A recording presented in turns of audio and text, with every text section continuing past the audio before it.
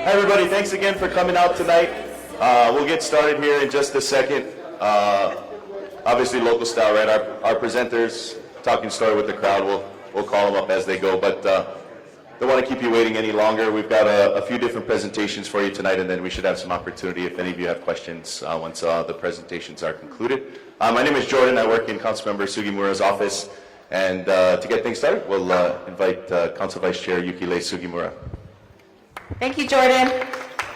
So thank you, everybody, for being here. I can't tell you how important this is because of what all of us experienced August the 8th with the wildfire. And some of the disaster was bad or worse for some and different for others. But I know that as a community for Upcountry, we are into the recovery phase. And I call it like phase 3, right? And for every single wildfire victim that lost their home, and we went and saw the debris removal process, and it was completed. I'm so grateful that it was completed, and that you Upcountry got to experience that and the successes of it first. You all read every day about what West Maui is going through, and our hearts go out to them, and it's very sad. And their experience was different because they lost lives, and they're still, searching. So that journey is not over, but their whole story is different. But our story, which I think is very important, I want every single person to know who is going through the rebuild, that if you have questions with the County of Maui, because we do permitting, please call my office. I said I will not leave you, without an advocate. And the County of Maui passed a bill, and what it is to do permit processing for you if you're a wildfire victim, and how to do it faster, because as you know, it takes us 300 days in order for a permit to be processed, and they're trying to figure out how to make it faster. But the challenges that you are going to experience, or that you may experience, is going to help future wildfire applications. So everything is important. And it's frustrating, and it's hard, and working with government is always hard. We never do things fast enough, although we try hard. So I want you to know, if you are a wildfire victim in terms of that, please do, call my office. Jordan Hele, who you just heard from, is in my office. There's Jennifer Matsumoto, and Justin Moniz is in my office. But call my office, or you can call my cell, and please reach out. You don't have to be frustrated by yourself. So any way we can help, we're here. But tonight's meeting is to take us into the next phase. And the next phase is how to mitigate and prevent another wildfire or hurricane or whatever disaster that may be there in the future. And because of the devastation of really West Maui and what you experienced, we have a lot of attention from all branches of government. And FEMA, who you hear, FEMA this, FEMA that, they're here in force in terms of trying to help us with the hazard mitigation. They even have a grant, and Patrick is here. Raise your hand, Patrick. And his specialty is this hazard mitigation grant application, which is going to come through the state of Hawaii. So he's listening today because he wants to know what kind of concerns we may have. And then we also have from the forestry, is his name Jeremy? Jeremy. So he's here.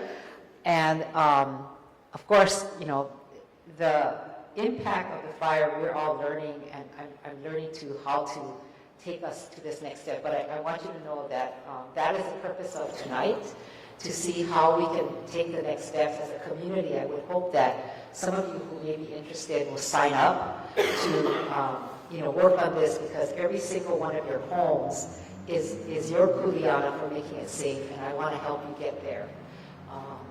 If you know me, I started the Access Care Task Force, and one of the things I learned is that if you have a task force, because there were like 2 before the one that we started, if you don't have any funding, all the good ideas don't take life, but it sits on a shelf. So I didn't want that to happen. So February 14th, I called this meeting. FEMA and a lot of the agencies, DLNR, fire was there, and everybody. And our goal, our next steps are, how to take action into making our community a safer place. And they reminded me that it's not only money, but I will tell you that I believe that we need money so that the funding can help you enact what you need to do to make your home safer, because that's really my goal for the community. So today I'm asking from some speakers to help us do this. And I'm really glad Amos Hewitt is our brand new Emergency Management Administrator. And he'll tell you about himself, but I saw him in action before he became the administrator, helping West Maui build their resiliency hubs and doing all this amazing work before the government could take action. So he has practical experience that he can introduce himself. I love working with Brad Ventura. He's our chief of the Maui Fire Department, and always available when we ask for help. So he's here, and he has some of his staff people here. And today we have Elizabeth Pickett, and she is with the from Kona actually. So Waimea, yeah. So she flew in to be here tonight. And if you listen to her, that you're going to want to sign up, because I want us to become a fire-wise community. And that is one of the things that she does now statewide, and I'm sure you have a lot more calls than you ever had before because of our wildfire, but she will be speaking also. And then I had to invite Sarah Tekula. Sarah Tekula is somebody that I've known for years, but she's a real doer, and I will tell you that to me, what she's done with her Kula Community Watershed Alliance is really an example of what we all should do. Maybe we can't do it quite at the force that she did, but how to protect your community. And I want us as a community to be able to, do something like that. And so I wanted her to come. She won't tell you, but she just got almost $500,000 awarded to her organization, the Alliance. Yeah, from the Hawaii Community Foundation. And so I wanted her to speak about this, what they've done and the success. So I'm going to do the speakers kind of in this order. I'm going to introduce you to our new administrator, Amos Hewitt, and then I'll introduce you to Elizabeth, and then Chief, and then Sarah, in that order. Go ahead.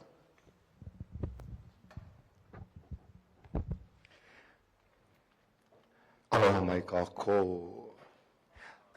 My name is Amos Lono Kailua Hewitt. I just wanted to introduce myself for those who don't know who I am. I was born on Oahu but raised in Maui. I graduated from Maui High School in 1989.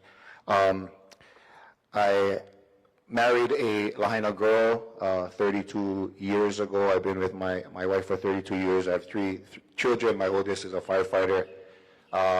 My middle child is in her master's program in speech language pathology, and I have a junior in high school. I retired from the fire department as a battalion chief in 2019. I was in charge of the command and control training program for the fire department. I was also the program director for the fire officer program and the program director for fireground operations program, which is structural firefighting, all things related to the structural firefighting program. I did graduate my degree in fire administration in 2017. In 2019 is when I got my master's degree in emergency services management, and I am the new administrator as of January 1st, 2024. I just wanted to go over some of the things that we plan to do in a very general way, but my intent, my vision is to build a resilient and prepared community that can effectively mitigate, respond to, recover from emergencies and disasters, ensuring the safety and well-being of all residents and visitors of Maui. I'll explain some of that as we move forward. The mission of MEMA is to lead, coordinate and support efforts to prevent, prepare, and respond to recovery for emergencies and disasters in Maui County.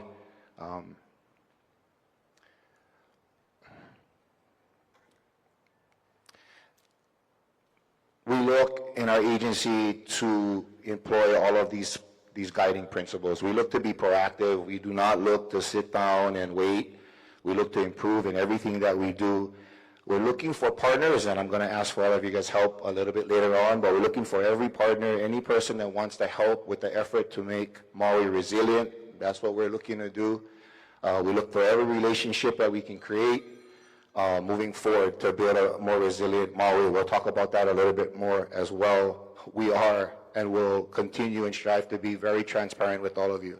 We're exploring all kinds of technology to create public-facing sites for you to reach and connect with and connect to us. There's technology that we have in place and some that we don't, but we look to be transparent with our community, absolutely. We are looking for all of these things, especially resilience, as I spoke about. I'll talk about resilience a little bit more. I got some examples of that. Goals and priorities, we're going to enhance preparedness. Enhance preparedness, what does that mean? I think, and I'll talk about it in this HHeart program, but in short, enhanced preparedness means that we connect as a community. We communicate as a community. We discuss different risks and threats as a community. We educate as a community. We even, we prepare and train as a community. I'll talk about those things as well. But I think preparedness is an involved and engaged thing with the community. So I'll talk about that program that we are trying to implement. Obviously, we want to improve response capabilities. Some of the challenges with Maui, even with our fire department, when I was with the fire department, the truth is that we cannot build a fire station around every corner. Right? That's just the truth of it all. And so we have to look at ways, creative ways to improve response capabilities. And so one of the things I know we can fix, I know we can improve on, is how the community responds. And I'll talk about the community response a little bit later regarding how West Maui had responded and what we expect to do countywide. Like I said, expanding partnerships is what we're trying to do, increasing public awareness. We meet on this all day, every day, about how we are trying to improve the way our messaging goes out, what technology, what steps, the efficiency of all of that process. And there's some improvements to be made. I agree. There's some things to change, and that's what I seek to do. So streamlining coordination, that means a lot of things, but once again, it's how we partner and how we coordinate with our partners. There's kinds of examples of that, but definitely looking at how to improve and streamline coordination, and once again, innovation. We're looking at every possible technology, every possible way to improve the way we do things in a creative and innovative way. So these are some of the things that, this is our team meeting, and, some of the things that we have in motion and are addressing, whether this is in progress or some of these plans are already completed. But our team is working hard to do all these things. It's to, review our current capabilities, our resources, and our protocols. I'm a trainer, so what I always look at is I always look at performance, I always look at outcomes, and I always look to make the outcomes better. So I'm going to look at capabilities, resources, and protocols to make it better the next time. Meet with the key stakeholders right after the fire, right after I was selected as administrator. That immediate meetings with stakeholders like YUKI and other nonprofits and other faith-based organizations and other businesses, so on and so forth, looking to meet with everybody to identify what everybody's capability would be, what everybody's commitment to the game would be, all of those different things. That's what we're doing. Our community outreach program, this is the first community that I have spoken at. So this is kind of me figuring out how this is going to move forward, to be honest with you. But the idea is to do this often, and it's to do that with the entire community, and that's what we're going to attempt to do. So I'm going to talk about the hazard, the HHEART program. We have a preparedness fair that is upcoming. I believe it's tentatively scheduled for May 25th. Community Emergency Response Team, we are trying to definitely take a more, I don't know if aggressive approach it is, but we're definitely going to commit a lot more to the CERT team. And we're wanting to improve our social media campaign and all of our local media partnerships. All of these things are what we are working on right now.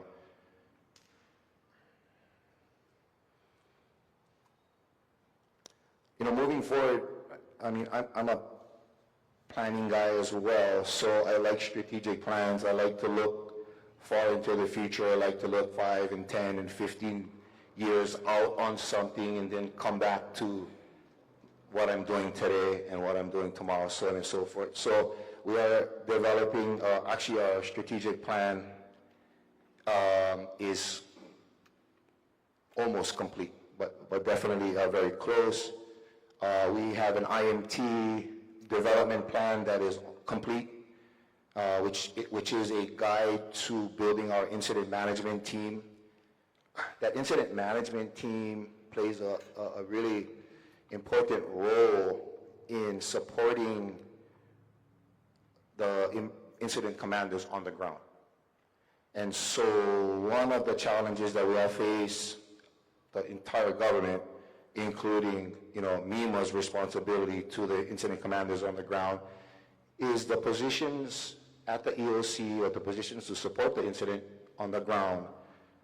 We need people to actually be able to fulfill those positions. If you can imagine logistical needs for a mega fire, if you can imagine what that means and what that looks like, how you manage the logistics for a mega fire, how much people that takes, the processes that we have to follow for FEMA reimbursement, the steps to get those resources on the ground, so on and so forth.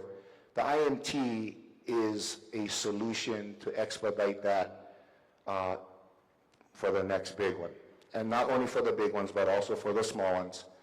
They will support the MEMA organization, as well as the EOC, as well as the incident commanders on the ground. What we are trying to do there, I am proposing 6 new positions for MEMA. There is a potential that 4 of those are grant funded. So we're looking at one of those persons, which will probably not be grant funded, is this public affairs officer. Once again, we want to maintain a relationship with the community, ongoing, engaging, committed to communicating with the communities in everything we do related to emergency management.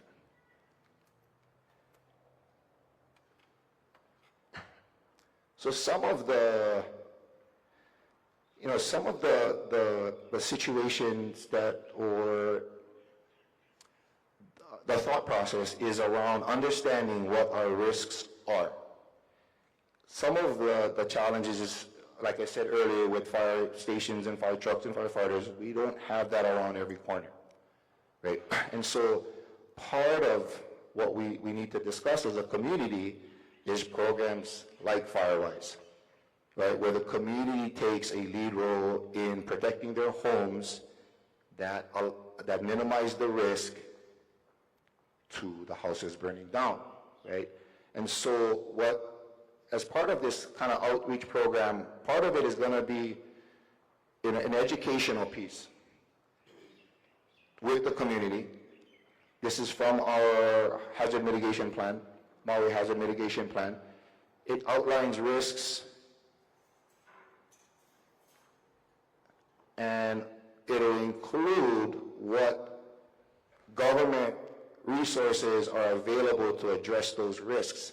And what will become clearly apparent is there's going to be a gap. There's going to be a gap to what our risks are and what our government can offer. There's going to be a gap. The gap potentially can be filled by programs. Exactly. And the community, right? And so that's the idea moving forward as I develop this.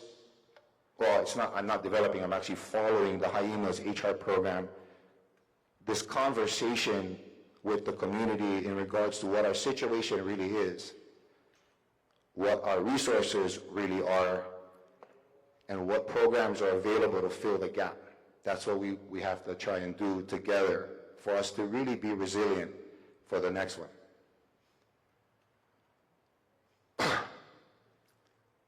So for me, it's imperative to uphold the principles of transparency, collaboration, and resilience while working towards our mission to building a safer and more resilient Maui County.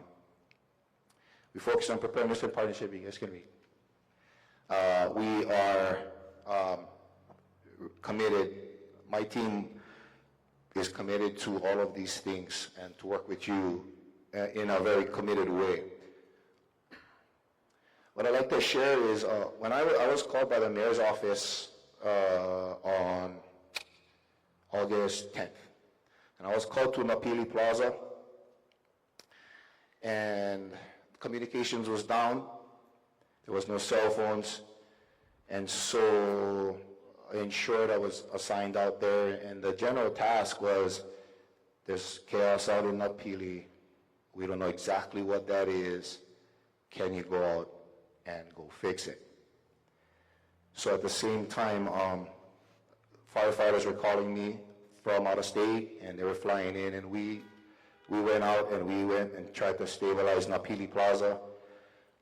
And after about probably 12 days, somewhere around there, we were running a 24/7 operation. This is what was happening every day.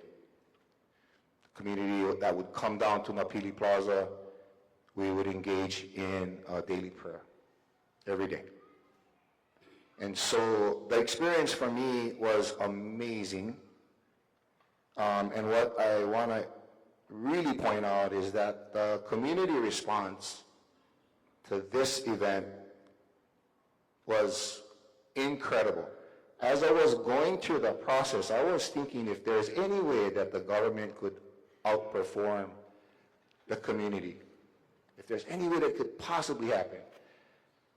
And my answer is no. There is no way that the government can outperform the community. As I was working through, I got called from Napili Plaza. I created this command post and I was managing 12 points of distribution. So I got to look at the 12 points of distribution, 12 communities, organically set up, mobilizing efforts to provide aid to the community, okay? And what I was thinking about during this whole time, what this included, it included on August 13th was a community meeting with the initial leaders of West Maui Community Aid. Those initial leaders, we collectively built out what our community aid plan was going to be from the 13th on. So we put up some big post-its on the wall, and we wrote and drew out the entire plan. And every day we met on it, and every day we acted upon it. Every day we coordinated together, and the plan was amazing. We held it for 32 days until county took over. What I was thinking about through that process is if the communities were set up in a preparedness way, if they had resources, if we had radios, if we had training, if we had actual identified points where we could actually meet, set up points of distribution, have contacts with local businesses. If we could have done that earlier, we could have maybe went from 32 days to somewhere around 10, I would guess. And so as I was thinking about all of that, I'm like, what we got to do moving forward is we really got to embrace the community in resilience to really be able to prepare for the big ones and really handle the big ones better than we did this last time. Well, from the government side, because the community was amazing. So that takes us to the HHEART program. This HHEART program is a HIMA, Hawaii Emergency Management Agency program. It's all the things that we just talked about. These are some of the things that are some bullet points of the program itself. Multi-hazard approach, as we were sharing earlier, risk assessment and mapping, right? It's just an educational piece to the community engagement, early warning systems, all of these things that if we look to engage you with, and discuss and come up with real plans that actually meet the needs of the community.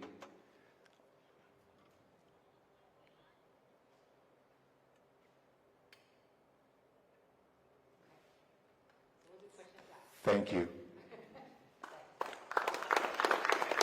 Thank you very much. I wanted everybody to meet Amos, and I just value his experience that he's bringing to our MEMA office. So next I'm going to have Brad, if you don't mind, Elizabeth. Everybody knows Brad. He's our chief of fire. Done an awesome job. Thank you. Perfect. I don't have any slides, so while she sets up, I can talk to you all. Hello and good evening, everybody. My name is Brad Ventura, the fire chief, and I want to thank you all for being here. Mostly because, as you're going to hear the theme continuously through the evening, it's going to be you guys that help us make everything possible. And this community, from the very beginning, responding to when the grounds were still burning, was responding. And so we're grateful for that. Those of you being here tonight are showing the same desire to be involved, and those of you watching at home right now are showing the same desire. So thank you to everyone for being here. We want to work with you on creating a safer community, and we need your input. With me tonight in the back of the room, he's going to be hiding back there, but Nick Tanaka's with our Fire Prevention Bureau. Nick has been on tour since about August 10th.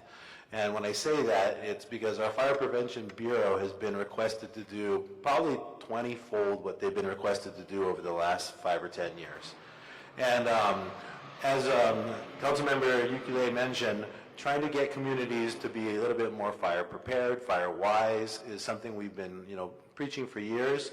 But now we have the action of the community, so we're really excited to be able to kind of move the needle on this project. So we had these out back. For those of you that haven't seen it yet, Ready, Set, Go. It speaks to an evacuation program, but it's more of a preparation program. Ready, Set, Go isn't stages of evacuation. They are you get ready and you get set months and weeks before an incident's going to happen, and then we're basically going to tell you when it's time to evacuate, and you have to be at go already.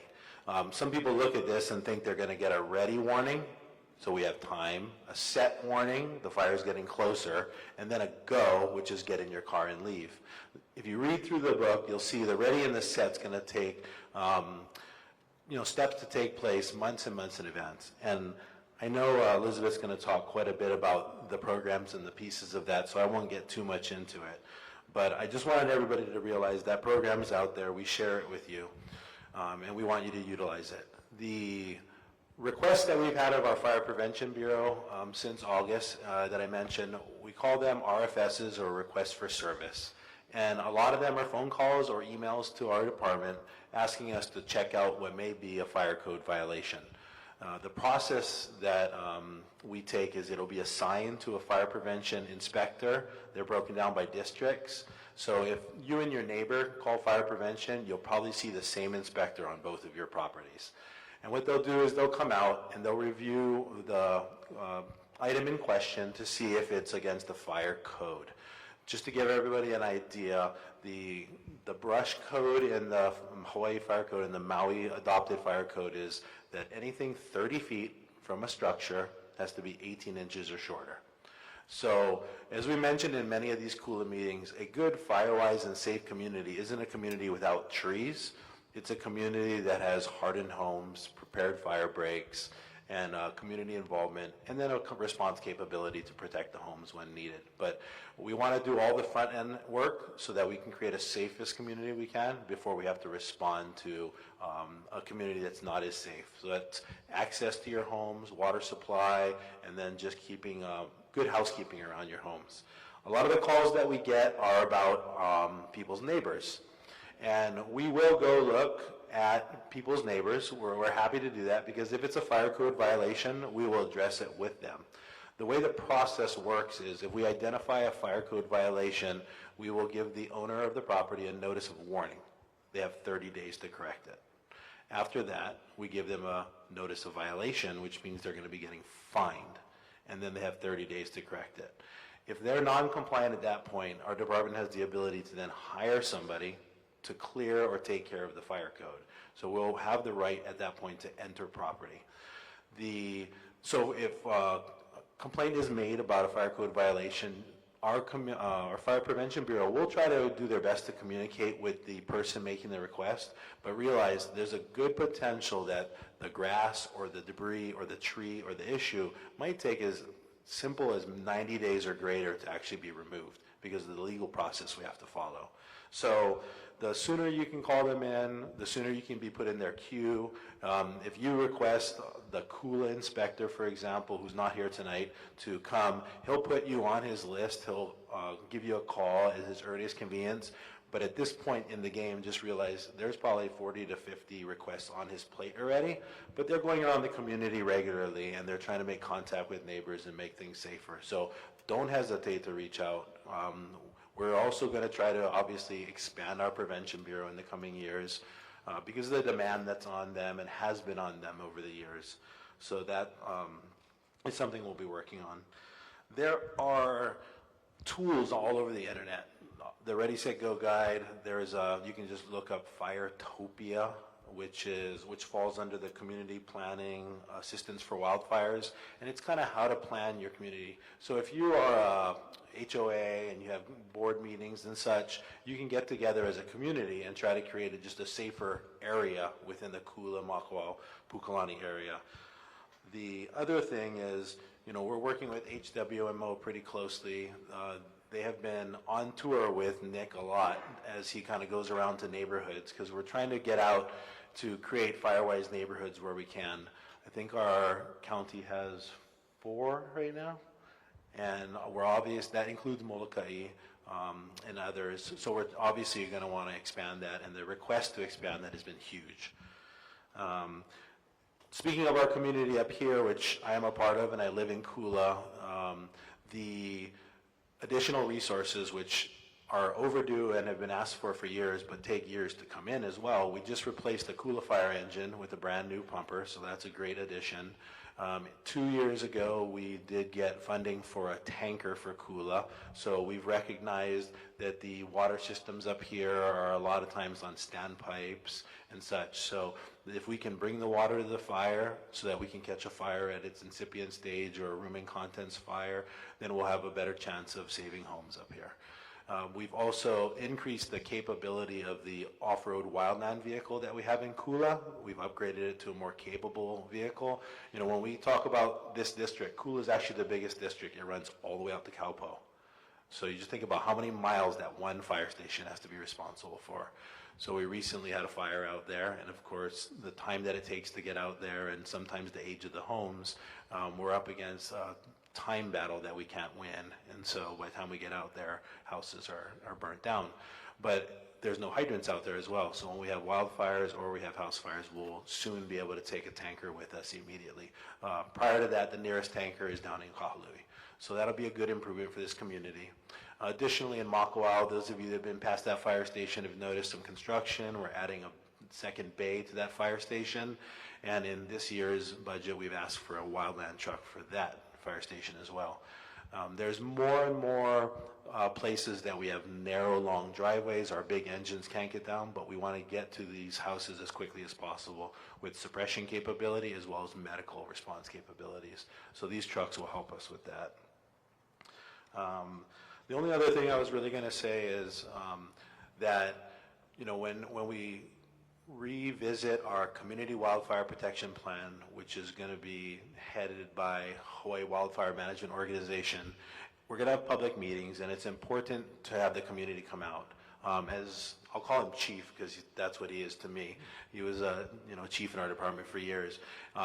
What Chief Amos talked about was having a community meeting and gathering information from people and engaging them. When we have these meetings, which we'll have several times, we'll also put out surveys. We'll also put out various flyers and stuff for people to provide input to us for the Kula or Upcountry Community Wildfire Protection Plan. There is a plan right now that's in place, but as Councilmember Yukilei mentioned earlier, a lot of times there's not funding attached to these plans. So I think now everybody's realizing that, and we've applied for grant money in the past. Hopefully we can get a little bit more support for it so that we can take some of these plans and turn them into actions.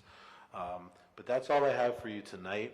We'll be around for questions for the panel as well as afterwards. Nick will be around if you want to ask him any questions as well. Thank you all. Thank you, Chief. All right, Elizabeth. Thank you for coming here to be with us. I really, really appreciate you. And so we want to be a fire-wise community and work with everybody. Yes. Thank you. Thank you. Thank you for having me. Good evening, everybody. So my name is Elizabeth, and I am co-director of Hawaii Wildfire Management Organization. I am mostly going to talk about the FireWise program, which is something that we run and in partnership with Division of Forestry and Wildlife, and more on the everyday running of the program and on the ground efforts with Maui Fire Department.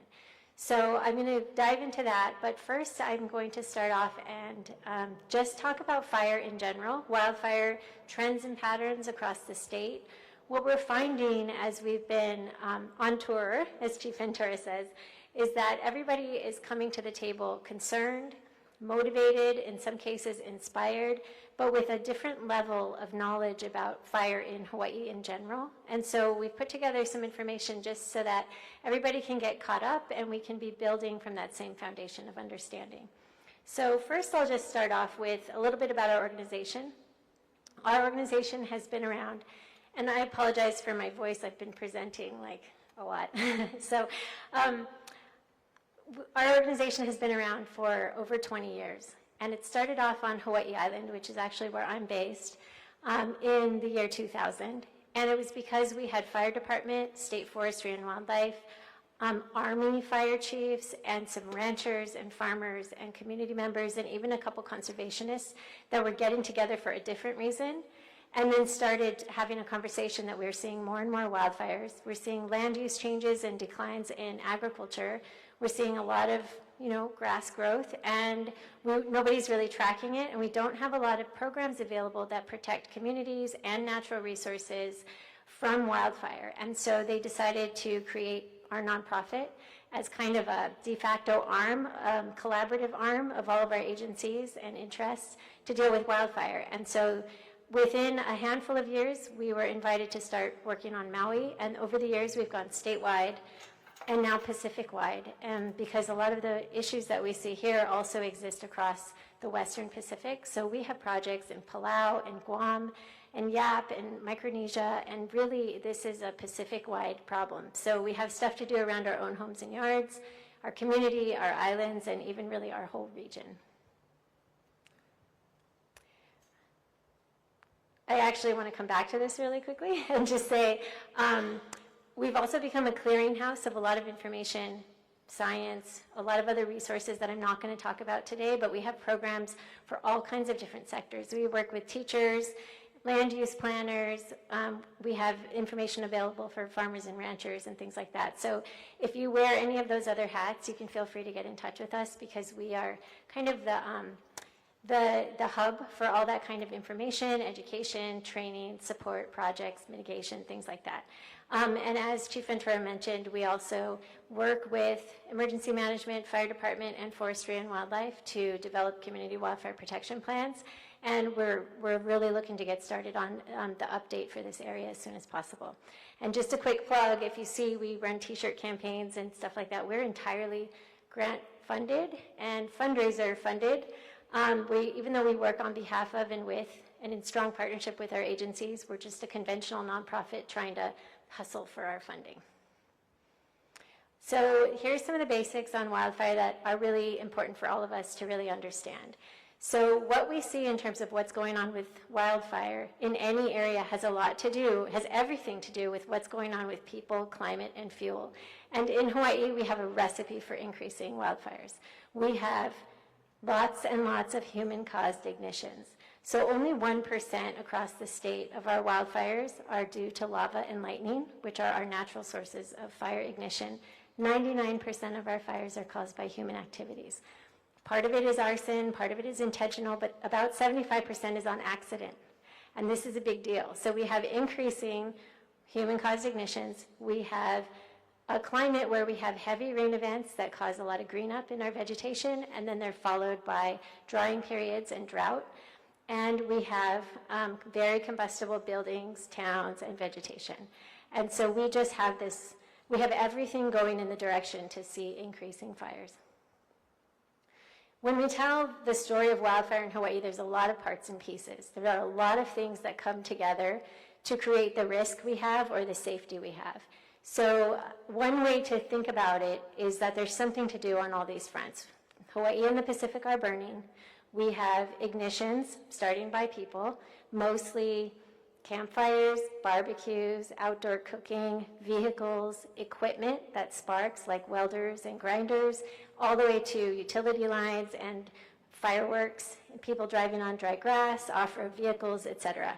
So we have lots of human-caused ignitions. So we have fires being caused by ignitions that then spread across vegetation and into the built environment. And in each one of these pieces, there are actions we can take ahead of time to reduce the risk and reduce the ability of fire to ignite or spread across our lands and our towns. We also have been tracking fire for over 20 years. We know where we're having ignitions. We know where fires are being started. We see where they get big and why. We understand a lot about fire. August, as you know, and you're very familiar, is not the first time that we had wildfires. And even during that week, or even on the same day, we had 6 fires burning on 2 islands at once. Like, we've been tracking this a long time.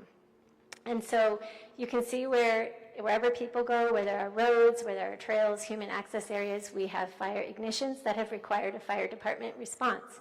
And in some places, those fires have gotten really big, and that happens when the conditions are right. So this is not just a dry side problem. Both sides of every island in the state, Malcolm Mackay, there are fires happening all the time, and they get big when the conditions are right. So we're encouraging everybody to be prepared across the whole state. This is our reality. We live with this. It is our future. It's just part of being a good community member, is to understand this stuff and help us all figure out what we're going to do next.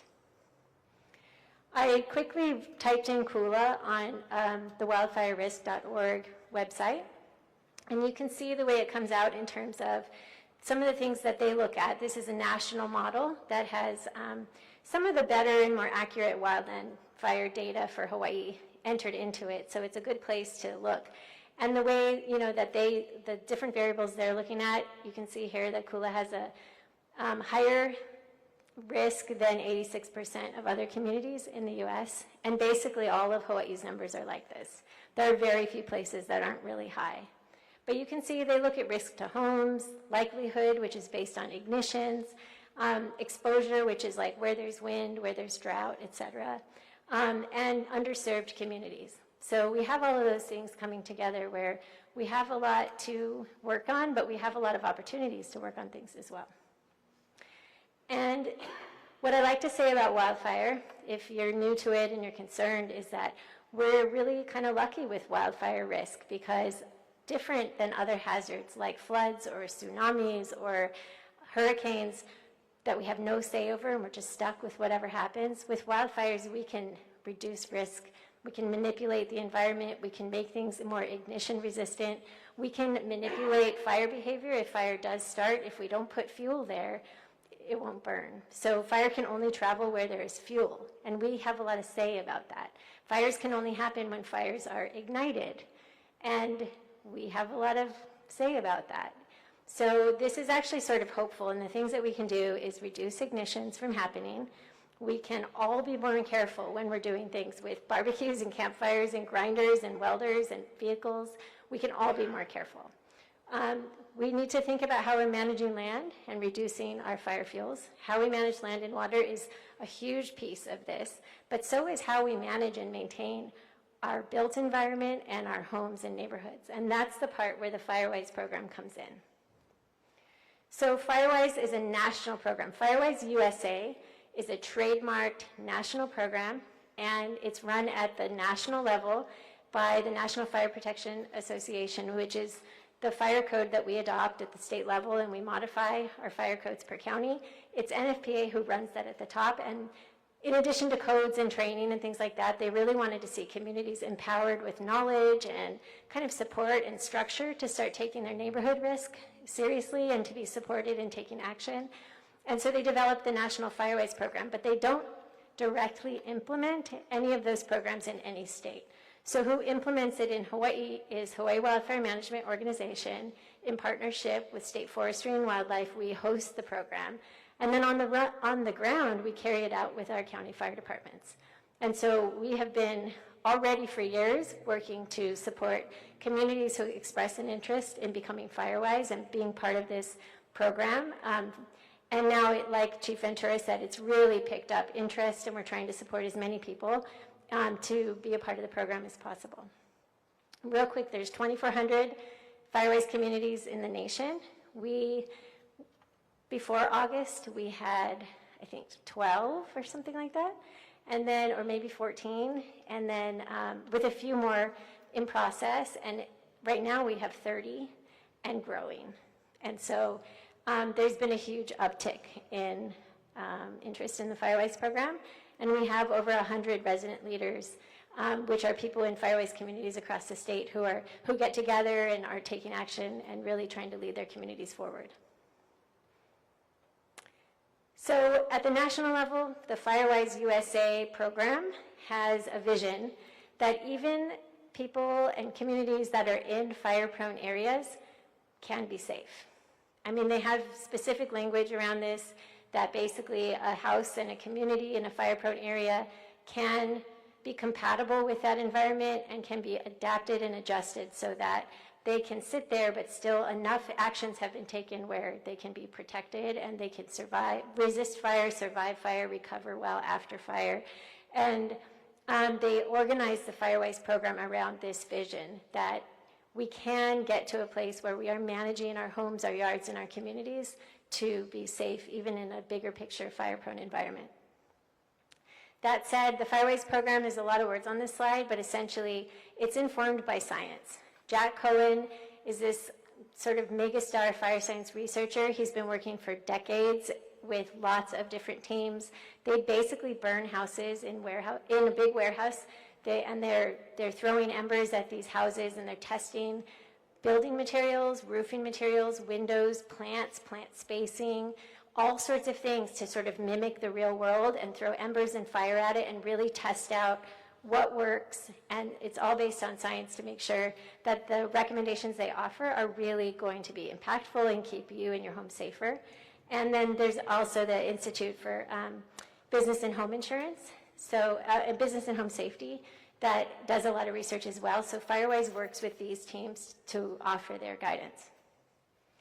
And it really is this simple. There's home ignition zone that the FireWise program will teach everybody about who gets engaged. You learn about how better to harden your home with non-combustible building materials, how to manage your yard. You do it in zones. There's a lot of training involved so that you know how to do your yard work, and it ends up being good housekeeping. But it's nice to know the information so you know if you only have a few hours or you only can manage to sweep, you know where to sweep and you know how to get those actions done so that you can already be leading to risk reduction. And the truth is, every action you take, if you run it through fire behavior models, every single one of them adds up to getting safer and safer. So every little bit you can do is really helpful when it comes to reducing the chance that your area can be ignited. But the FireWise program starts off at the home level. It educates residents and neighbors to know what they can do on their own properties to be safe. And then it works at the subdivision or community-wide level to think through what you can do at that level to also be safe as a community. And the important part here is that every single home or household that starts to participate in the FireWise neighborhood group or effort, it starts to become like a patchwork and a quilt. And the more neighbors that get involved over time, the more and more safety is for the whole community. And then similarly, because this really happens at the neighborhood level, FireWise communities are individual neighborhoods. So there's a lot of other things we can do to be more prepared for fire, more educated, but the FireWise program is literally a trademarked name that these neighborhoods have decided to be a part of this program. And it's at the neighborhood level. But we look at it like with each neighborhood that starts to adopt the program, it's that bigger quilt that we're looking at. So the more neighborhoods that decide to join the program and start taking action, the better for our whole county. So that said, it really just helps you get organized, find direction. There's a lot of structure to it, but it's helpful structure. It's not annoying structure. It's really just meant to really support everyone in taking action, learning more. It's pretty fun. It's meant to be fun because it's building community connections. It's making everyone safer. It's doing stuff that everybody needed to get done anyway, but now it's easier to do because you have friends to do it with.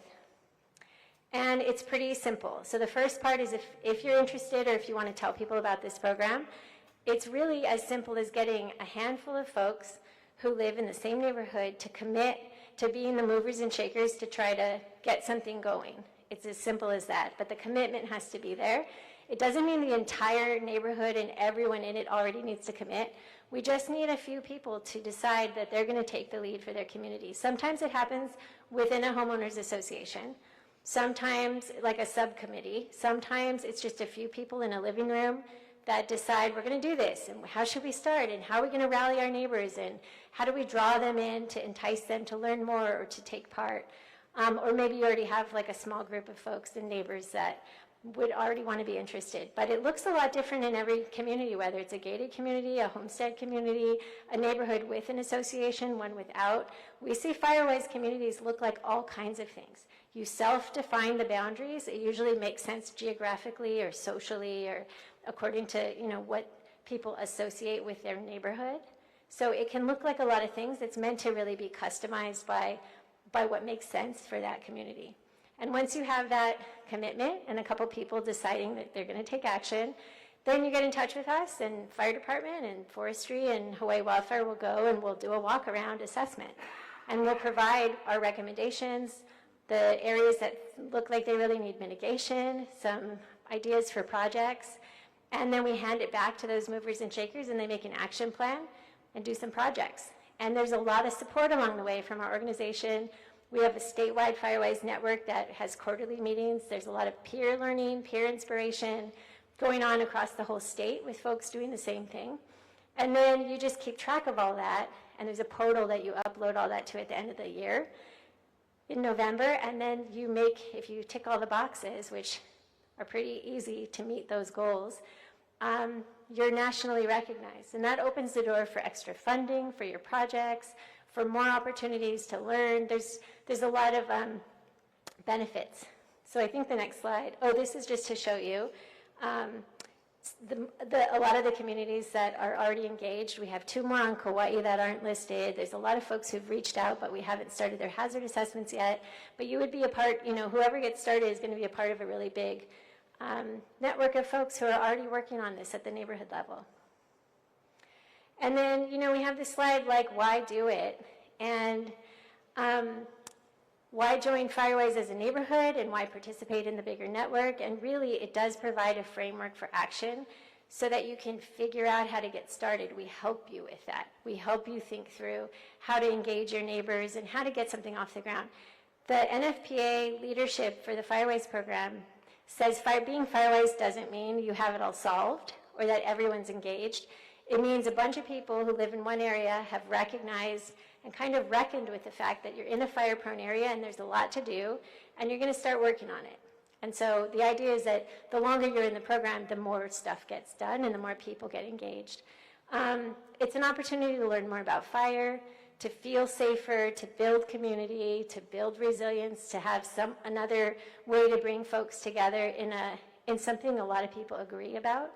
No one wants their homes burning, land burning, we want people to be safe. It's kind of one of those, apple pie things where most people are into it and there isn't a lot of controversy. It's just kind of fun, especially if you have council members and nonprofits and everybody trying to help you get funding to do the projects and things like that. It can really be a win-win for a lot of community benefits and for feel good. We have some folks who've even done like saws and slaw day where they're doing their yard work and then they have potlucks. So people try to really make it fun, and we encourage you to do that so that it stays active for a long time, because it's just one more fun thing to do with your neighbors. And then over time, you have access to resources. You have a whole peer network across the state of people doing something similar. So Firewise is part of like a bigger picture of all the things that we need to be working on.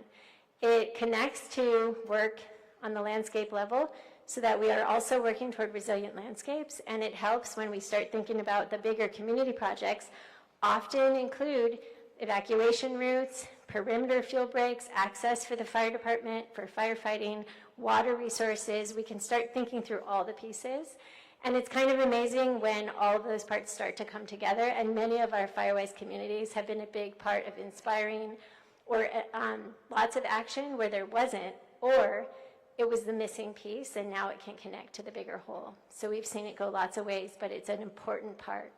And as has been mentioned before, there's a role for everyone to play, and firefighting is the last line of defense, but so much of the work needs to come way ahead of time, and it has to be from all of us. So with that, I just want to leave you with the fact that there's a lot of information available.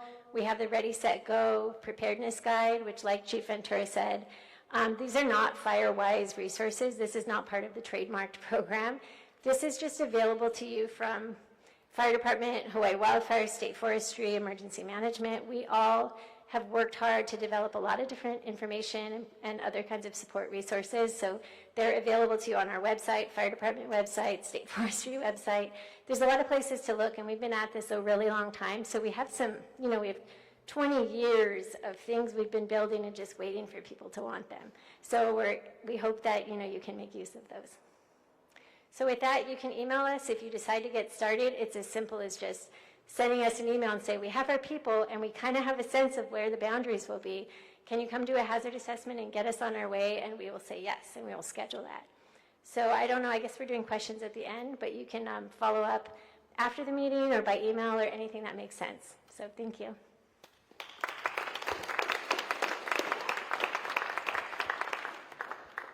Thank you. Appreciate that, because as you can see from the speakers, right, there's the broader community with MEMA and the programs there and with Chief, and then this is bringing it home to actually do something at your house, at your home, to make it safer. Here's Sarah Tekula, and do you have a PowerPoint presentation too? So Sarah Tekula, to me, and her organization that she's put together with her husband, Joel, and her son, Henry, who's always with her, that they have put together amazing work, this Kula Community Watershed Alliance, that after the fire, the community got together and did this. It's phenomenal. Please speak to us and tell us what you want to share and how can you share your inspirations.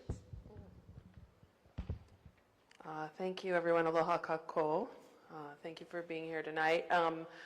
I am simply a representative of a much larger group of incredible people in Kula. I feel really honored to be able to work on this project that's much needed. A little bit about me. I've been an Upcountry resident for 18 years. I'm a Kula business owner. My husband also runs a business up in Kula, all within a few minutes of the burn area. And we're also evacuees. We were evacuees from the Olinda fire. So we live over there but work over there in Kula. And I actually was raised in a firefighting household and never thought that I would be working this closely in fire recovery. But it actually relates very, very closely to my interests in conservation and land restoration, which I've been working on Maui for 20 years, along with my husband, Joe.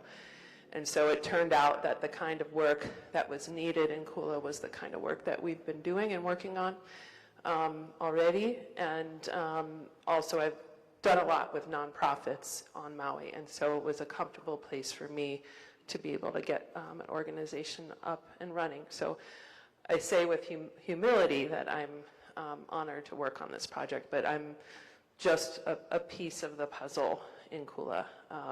And there's so many people who are behind me and alongside me as I do this work, and a lot of them are in this room. So I just want to honor you guys.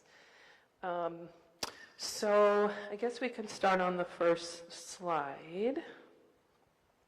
Oh, I have the. That was funny. Okay, so in the area, I'm going to talk specific to Upper Kula, where the fire happened in August. These are some kind of randomly selected images, aerial images of the Kula, Keokea area. We live at what's known as the wildland-urban interface. So when we talk about damage to homes and how to harden homes and make them safer, that's super duper important. But we also have to look broadly at the landscape and look at all of the fuel that's there. And unfortunately, hardening a home, 30 feet away is no match for a giant wattle forest.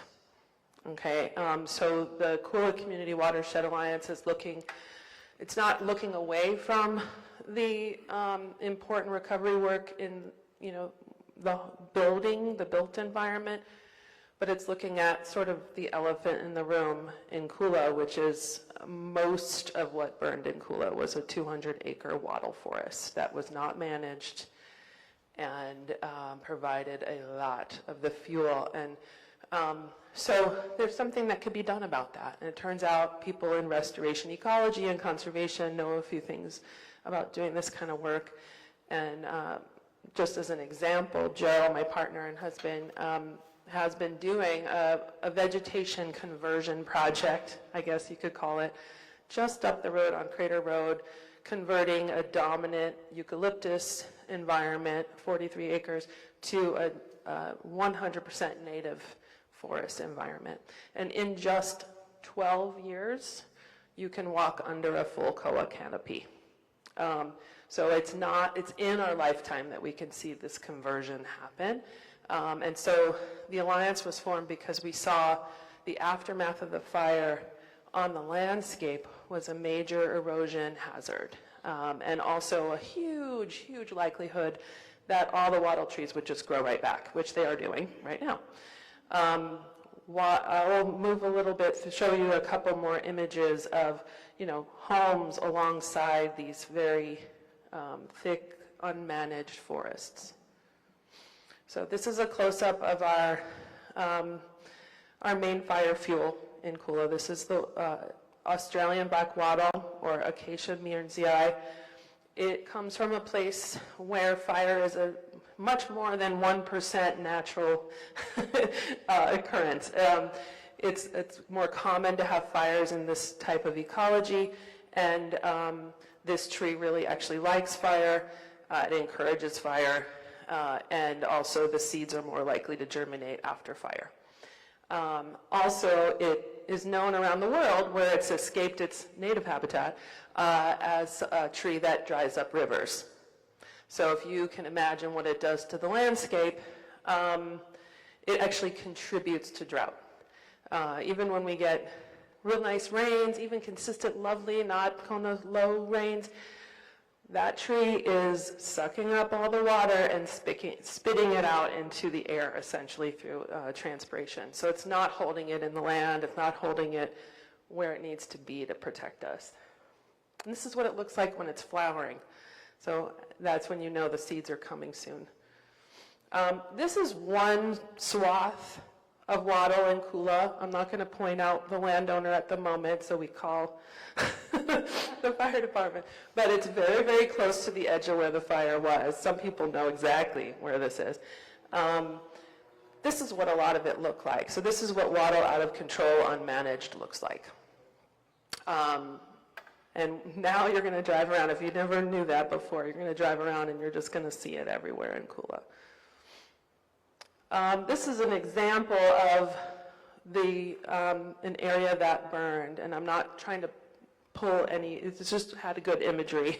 I'm not trying to point fingers. But this is prior to the fire. There's the fire. There's after the fire. So you can see it goes from heavily wooded with wattle to nothing growing and just a bunch of ash. And that happened all throughout the Kula burn scar. So this red outline was pretty much all wattle. You know, there's obviously some houses were lost, and that was a massive disaster, and people are still trying to recover from that. But most of that was wattle forest.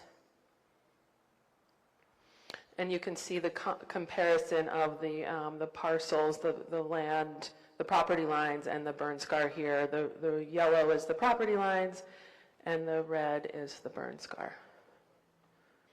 This is just a moment to thank our fire department for showing up when they did and doing everything they could do. It was unfortunate that we ran out of water and were unable to continue fighting after a certain point in time. That's something I would love to talk to you about, Amos, is we're dependent upon power for the water pump to make water happen, and if we have something that knocks out power, So there's a lot of really amazing people who put giant tanks of water onto their trucks and drove around trying to save what they could save. It was an amazing community effort. But we want to thank you guys because you did everything you could do. And you know, this wasn't just a wildfire, this was a hurricane. I keep trying to say that, like, and not just a wildfire. Wildfires alone are already big, but if you're dealing with there was 100-mile-an-hour gusts on Crater Road that day.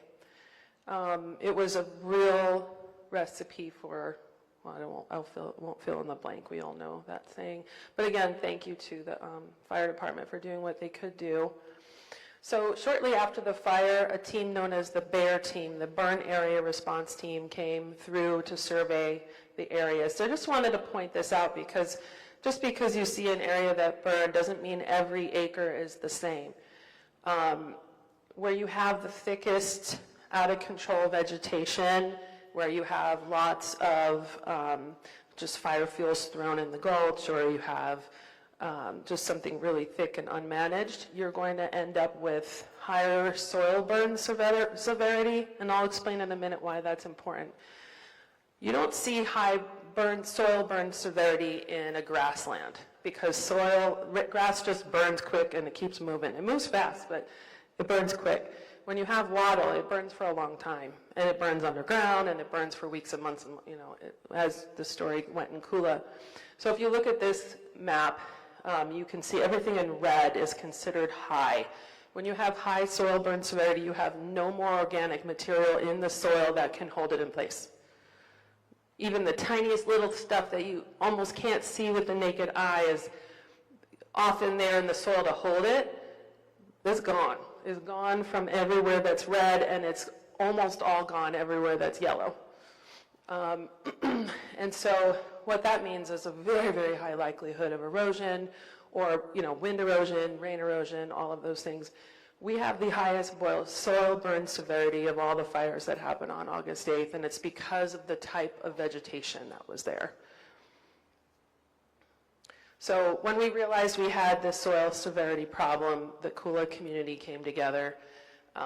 They really all wanted to see something different happen on the landscape. They wanted to make sure that these wattle don't grow back, that they can have a safer, they like being at the wildland-urban interface. You liked having nature in your backyard, right? Who doesn't like that?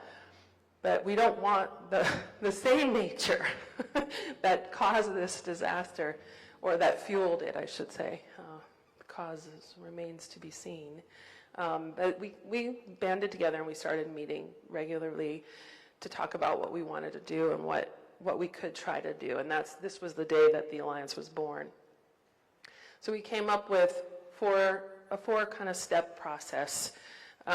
We want to stabilize the land that is no longer being held together by any organic material. So that includes things like wood chip, mulch to stabilize, log erosion barriers, removing woody debris to make sure it doesn't clog up culverts, cause floods. We also need to protect the lands because we can't just run around and plant expensive deer food. I ain't gonna do that. So we need to have fencing. We need to have either circle fences or perimeter fences. We need to do fire fuels reduction. Obviously not everything burned in the area, so there's things that are still there. I don't know the percentage, maybe you know this, but a place that has burned already with a wildfire is much more at risk of it happening again. And it's happening in Texas right now, right? A place that was devastated is going through it all over again. Do you know the percentage? Okay.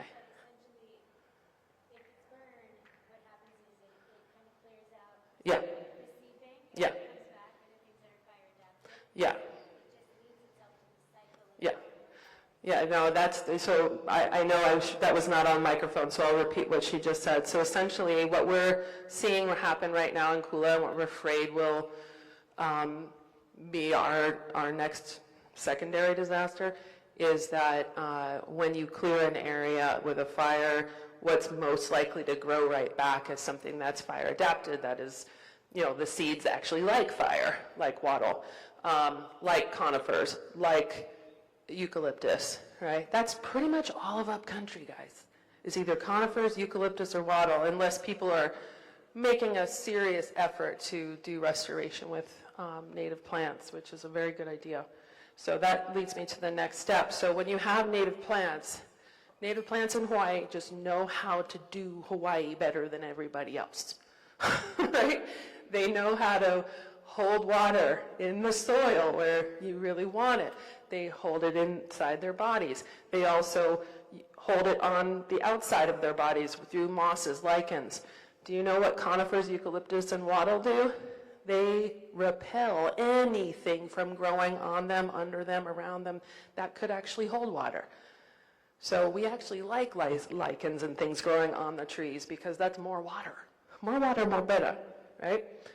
So in the restoration process, we're looking specifically at native seeds that are native to Pohakuokala, which is the gulch that burned, the area that we live in. And we're going up to collect. We're propagating the seeds, and we're getting ready to have our first planting late next month.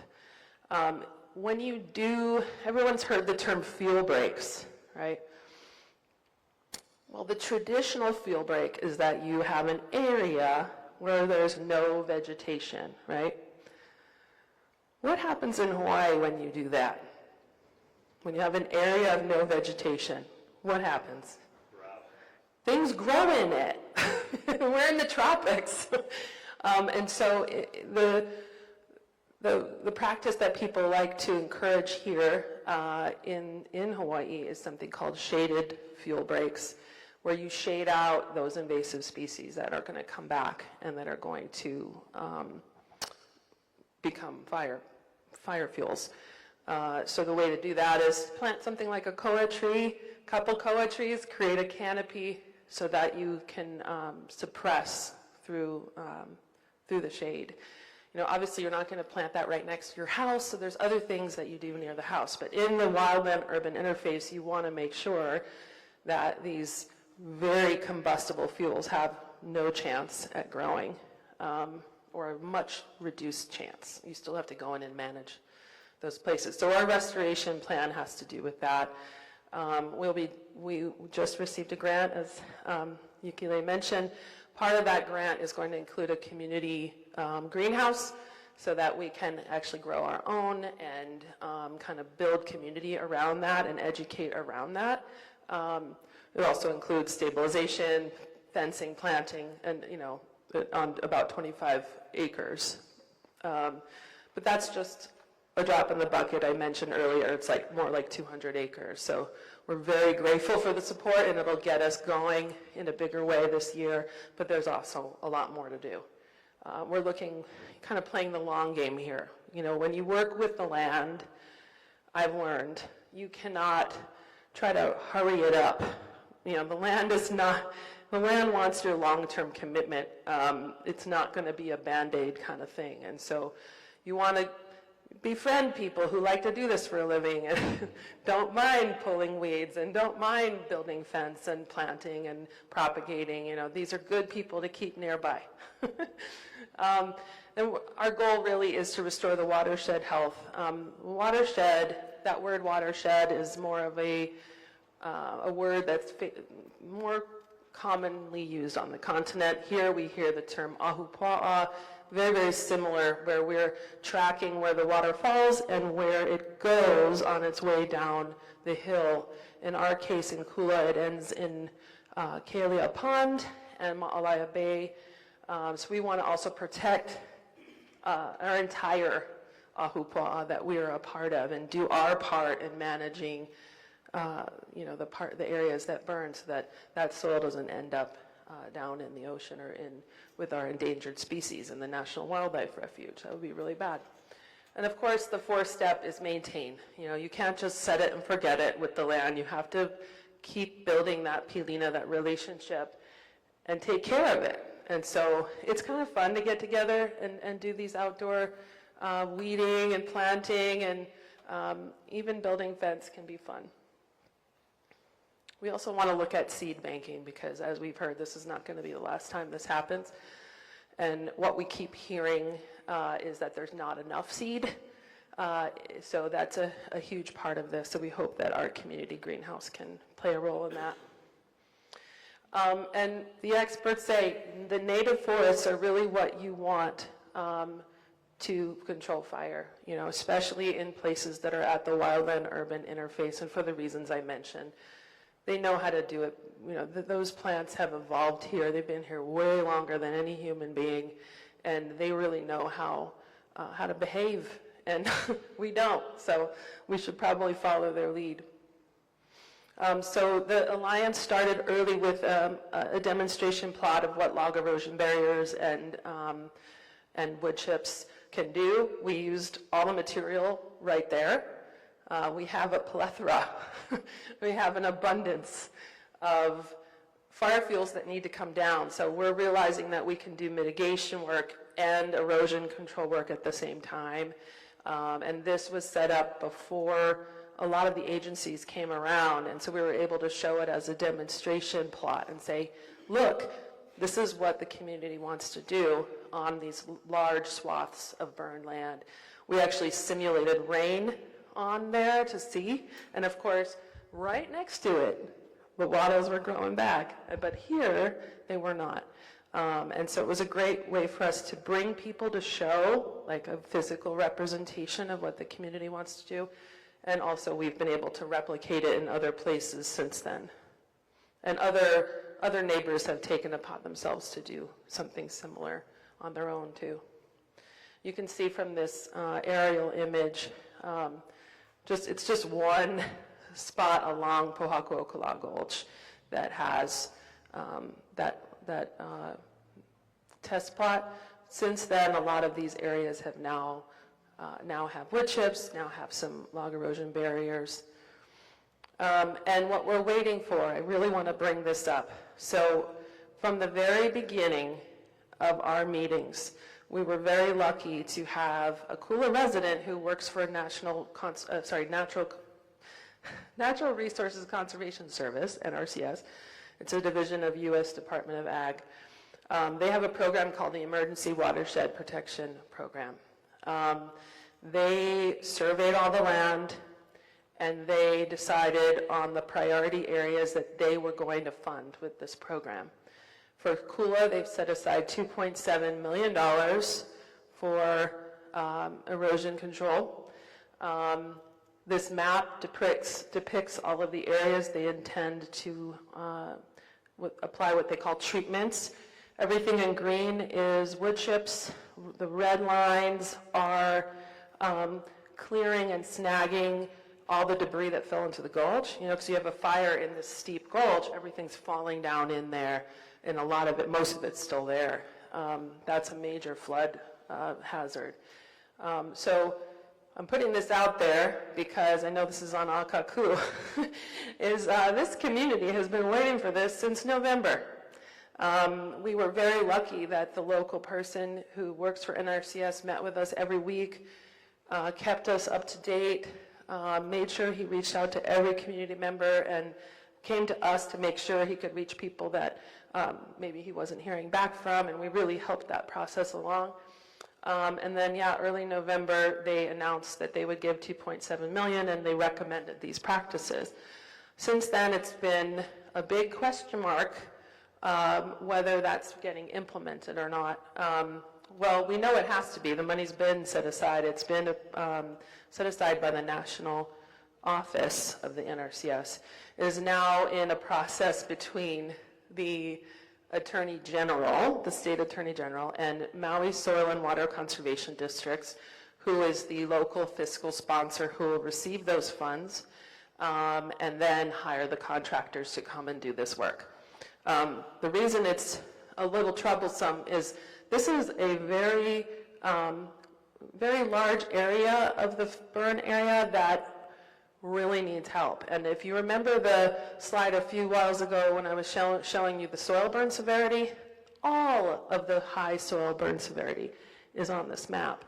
And so we are kind of done waiting patiently at this point for that. We don't receive the funds. We just want to receive the work getting done. And part of the reason I'm getting impatient is, you know, we have this wonderful grant from the Maui Strong Fund. I designed the proposal to be a complement to what the NRCS is doing. So I did not write these practices into the grant. Why would I? That would be double dipping. That would be inappropriate. So in order to do what we need to do as an alliance, they need to do what their job is, and we're still waiting on that. It's always paperwork is the excuse, but the word emergency is in the name of the program. So I'm just putting that out there. If anyone's listening on Akaku, the emergency part is what we're looking to see. And my understanding is that they want to, the Maui Soil and Water Conservation District wants to hold a community meeting soon once the paperwork nightmare is over. And I want to encourage everyone to be there and to be like, oh, we've been waiting for you, and we're happy to roll the red carpet out to, you know, do whatever you need to get that work done. And the Alliance has really been holding our tongues a lot because we want to make sure we're partners. We can link arms and say, okay, let's heal the land together. But it's becoming, we went through an entire winter. You know, they just closed Makahiki. We went through the entire winter without anything, except for what we could do ourselves. To me, that's unacceptable. That is a federal program, so that means we got to talk to Brian Schatz and Maisie Hirono about that. So, real quick, I know I'm running out of time, but I just wanted to show some of the successes of the Alliance.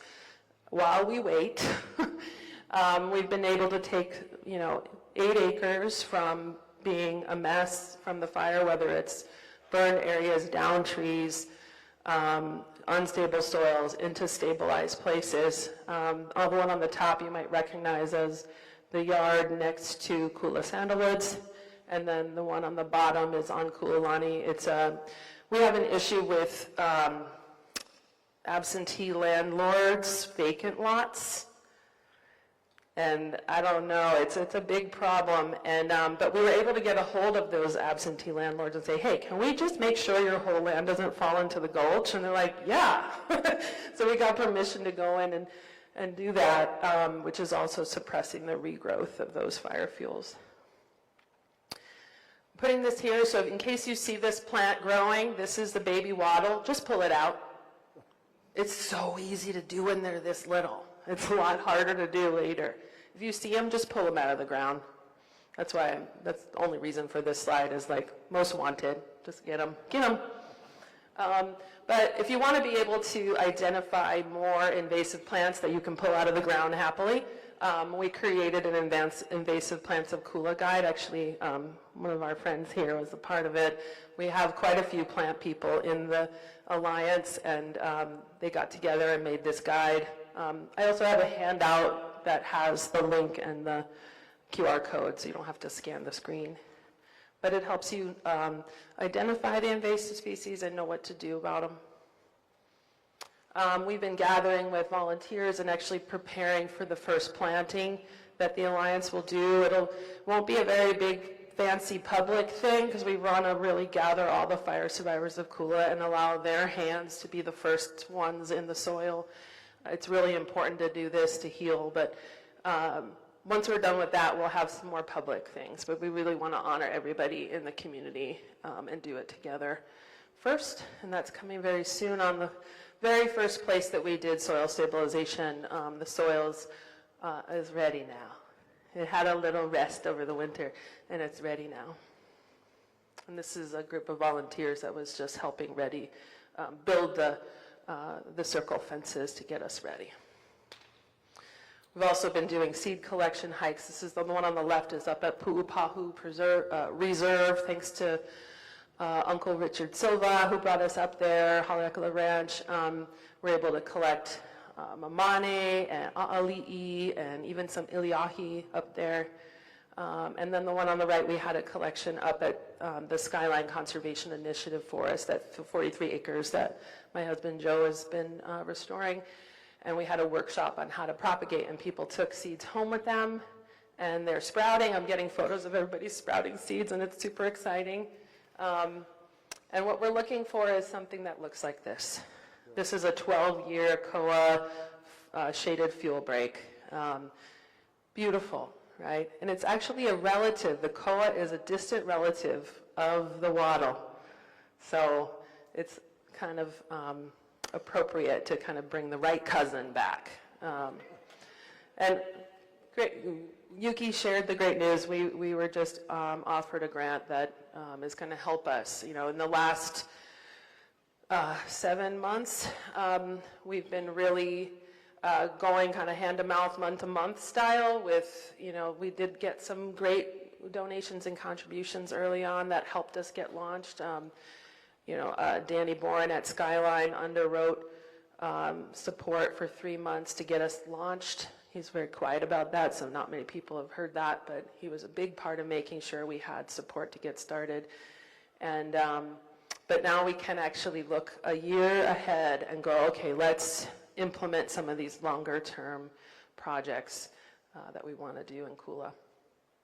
And that is it. Thank you.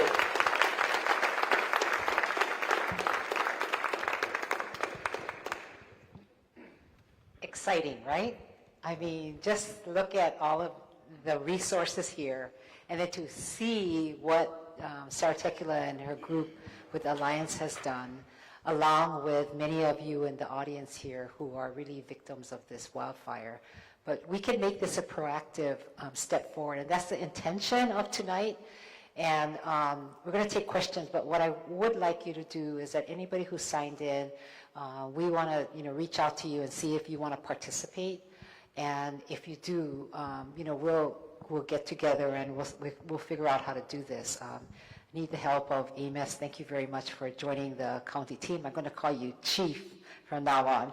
I think I like that better. I've been calling you Director. Somebody said, no, it's Administrator. I like Chief better. So Chief, you're right. We should call him Chief. Thank you, Elizabeth, for coming. And anybody have any questions? Oh, I gotta introduce Kyle. Okay, before you ask a question, this is Kyle Ellison. He made his own force, I would say, in terms of helping Kula, all of you, with having, the most recent one I heard him do is put up fencing. So I thought, he's even putting up fencing. He goes and he picks up your rubbish if you have a problem, and he's just helping the community, amazing. And he helped put the fire out at the home that he was staying at the night of the fire. So he's a fire victim in himself. And he wants to have a green wastewater, or you gotta have a watershed or do something. But anyway, here's Kyle. You have a question? Green waste you want.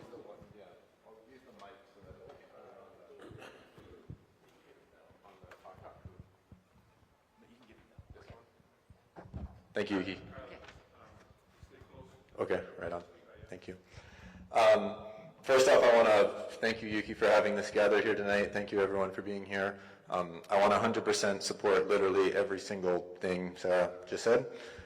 She's 100% right about all of this, and that's what we need to address. But yeah, my name's Kyle Ellison. I'm a member of the Watershed Alliance. I'm founder of the nonprofit Malama Kula. I'm a Kula resident.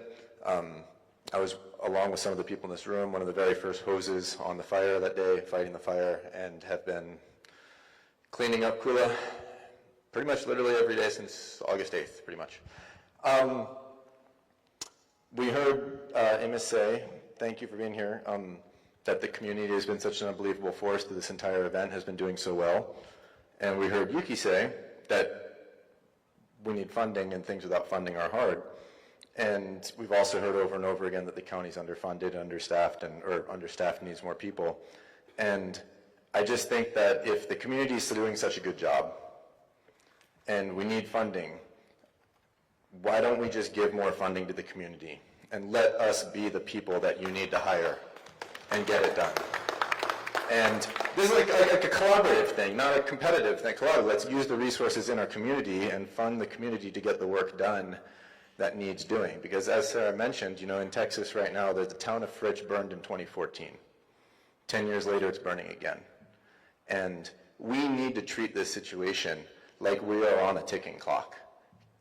It's not that let's talk about it in case something is going to happen again, and we need to treat it like it's going to happen again. And we do have fire fuels all over Kula, and they're everywhere, and they're overgrown. And we need to address the elephant in the room, like Sarah said, which is our overgrown water forests, our abundance of fire fuels, and we actually have to do something about them. And there seems to be a bottleneck between strategy and funding and implementation. And we do pretty good at strategizing, and we do pretty good at funding, but then there seems to be an implementation problem, that the community can get things going really quickly. But when it goes through the proper channels, the public channels, it seems to, it rains, but it doesn't hit the ground. And so my thing is, we need to get the implementation phase going. I've been out, I'm still covered in soot from 6 hours wood chipping today in those areas that burned the hardest that are covered by the NRCS program, which if I will 100% support anything, it's that program needs to get going tomorrow. So really badly. And we need the funding in November. But if it shows up tomorrow, that'd be great too. My kind of analogy is simply, if we know this is a risk in our community, and right now, if this floor were covered in glass, and I'm barefoot, and I know the problem is that there's glass on the floor, I'm not going to fund a study about the glass. I'm not going to hold a meeting about the glass. I'm going to pick up the glass so I don't cut my feet.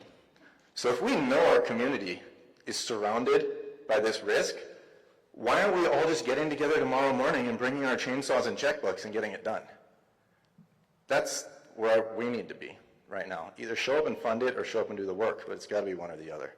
And Sarah's right as well about the number of overgrown. What we found is that we do have a lot of absentee landowners that live on the, live mainland.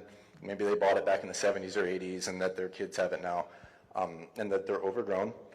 And kind of a lot, dozens of parcels that are absentee, non-resident landowners, and they don't know what to do with their properties. They email me weekly, they email Sarah, they go, hey, what do I do with my part? Can you help me with this? And I'm kind of trying to put it together, like, how can we use this as a resource instead of fining them, instead of their neighbors complaining on them, instead of ticketing them? Imagine if every single one of those parcels of wattle that don't have water meters, they're just floating parcels of overgrown wattle forests.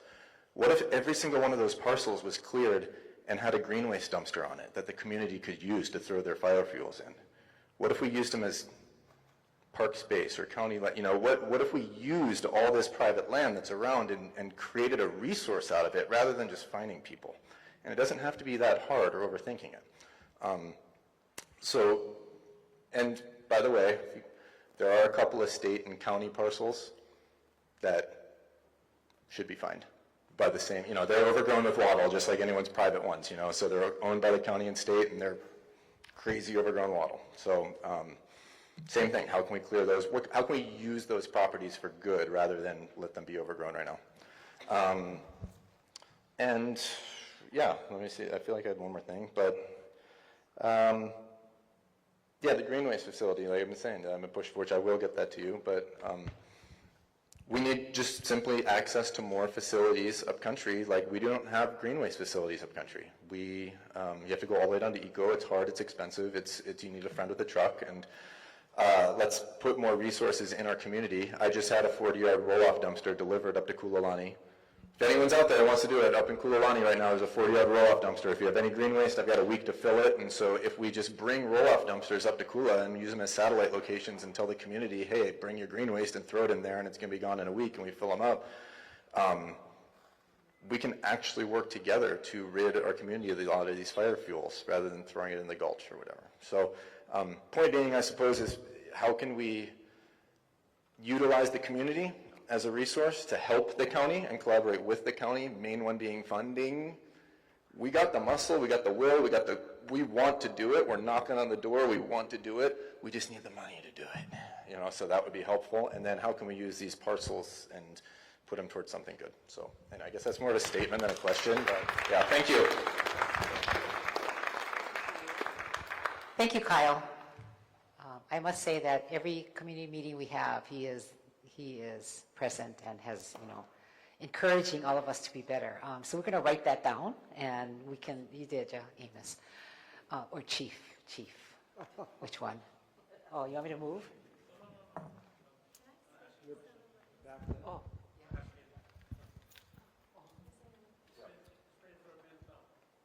Oh. Who's paying for the bin now is the question. Malama Kula, which is funded by community donations and fully privately funded, yeah. So right now, we're just using funds that are privately donated and raised to bring up bins. It's like $700 or so, more or less, depending how much weight you put in it. Wow. Okay.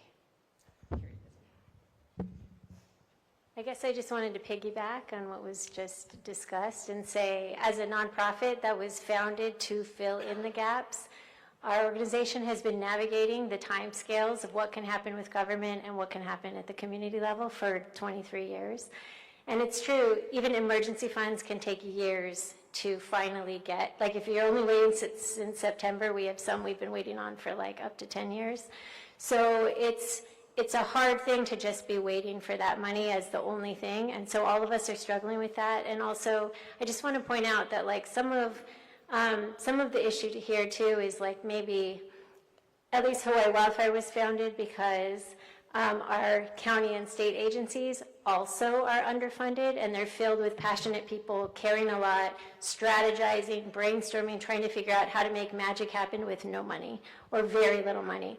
So we're all kind of in that same boat. And so part of, for the fire piece of things, or the wildfire risk reduction, we can wait on those longer time scales for the funding. We can make the magic happen with what we have at the agency level, and then it really does take people on the ground, on the landscape and the community side to be stepping up into those. And that's why we talk about there being a role for everyone to play, because I really like the encouragement for people to just get out and do it where they can, because there's this other side of things where there's public expectation that all the responsibility lies at the agency level or outside of them. And so telling that message that actually we have to be a part of this is a really important message. And all of us are kind of doing our best, and I think the more and more we coordinate and get that sort of expectation switched over so we all are stepping into it and not mad that it's slower from those other, sources. It's just kind of how the system works. We've had great success when people kind of come to it with that understanding. If we use what we can at the time scales we can, we do what we can with very little and just keep moving forward, and then eventually, at least in the 16 years I've been doing this, there starts to be a groundswell of all of that coming together in really nice ways. So I just wanted to talk about that, and also to say there's a lot of work going on to think through those adjacent lands, the vacant land ownerships, how better to manage land and water. The University of Hawaii has analyses going on to figure out how we incentivize land management, better land management by folks who are just sitting on unmanaged land, incentivize, put in penalties, use the tax law. All of that stuff is also a long game, but there are a lot of folks working on this from many, many angles, trying to think through how we can better make this come together. But for an organization like ours, who's been around for 23 years, the fact that so many people are having this conversation, and we have planners, land use planners, engineers, architects, utilities, all the researchers from ecology to economics to social science to tax policy, everyone's thinking about this now. I just want to offer some hope that for the first time in my career, I'm starting to see a lot of these pieces come together. So I think we just have to keep on moving. We're getting somewhere. Yeah, if anybody has questions, just raise your hand and I'll bring the microphone around. Hi, I have a question for any of you. We talked a lot about preparedness and things like that. But what I'm also hearing is that literally no one has enough resources at any level. And for me, I'm sitting here thinking, okay, well, what do I need to actually prepare for? Because if you're telling me that you have to wait 10 years for, grants and whatever, I know a lot of people who are tired because they have been volunteering for months and months and months, and that's all we had. So we've got burnout across across our community. Not only that, but the accessibility when it comes to, managing our spaces, because we've got working families, we have an older population here, we've got people who are working several jobs and don't have the time to manage the properties that we may have or be in. I'm looking at all this and I'm like, what do I need to think about realistically? I don't want fluffy stuff. I want to know, what do I need to know to make sure that my family is safe tomorrow, and then, if we're going to have a fire in the next year or whatever, what do I need to know? Because the reality is we're not going to have what we need when we need it yet, right? So I'm asking you guys, what do I need to do as somebody who's living in my house? I mean, I get the fire mitigation, I get that kind of stuff. What do I really need to expect? Can I expect that FEMA's actually going to help me out? After what I've seen, can I expect that the people in my community are going to actually be heard by levels of authority when they're saying, hey, we need this? Can I expect that from y'all? I need to know now so that I can prepare my family to make sure that they're safe. So I'm just curious, what is a realistic expectation I can have in terms of making sure that my family's safe, that my community is safe, that we're going to get what we need? What's the realistic expectation? I think we all have things. Yeah, I'll just speak quickly about, the fire stuff. Preparation starts at home, and if each homeowner takes their responsibility seriously, then the community will be safer, in your neighborhood. If I ask the simple question, we've been talking about hurricane preparedness for 20 years. Who has 2 weeks of supplies in their closet? So that's awesome. It's about 15, 20% of the crowd here. That's good. But not every does. So we need to convince our neighbors to be that prepared also. Because that's going to get, government doesn't react as quickly as the public does. So that's what we can recommend as far as like the fire preparedness. Start with your home, and then hopefully it leads over to your neighbors' homes and stuff. Entering all these properties, private property, we can't just go on and do anything. That sounds like some of the challenges that you folks are having. We have the same challenges enforcing the fire code, is just finding owners sometimes takes, a lot of times it's banks, and banks aren't responsive. So it takes some time and patience to get through it. There's a process for everything on our end. It seems like Kyle has a little bit more freedom to do things, phone calls, conversations, and as well as Sarah, so things can move a lot faster to get onto private property than people would let government onto. But I think just starting at home, when it comes to fire stuff, starting at home, it'll be contagious in the neighborhood and make everybody safer around you.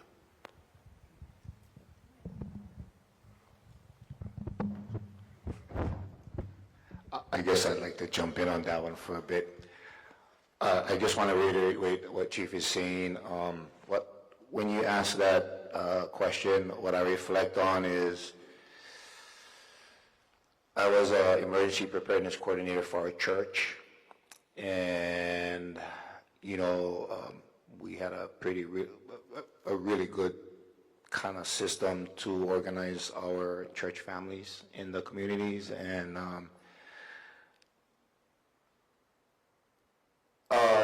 I guess I want to say that it does start with us at our homes.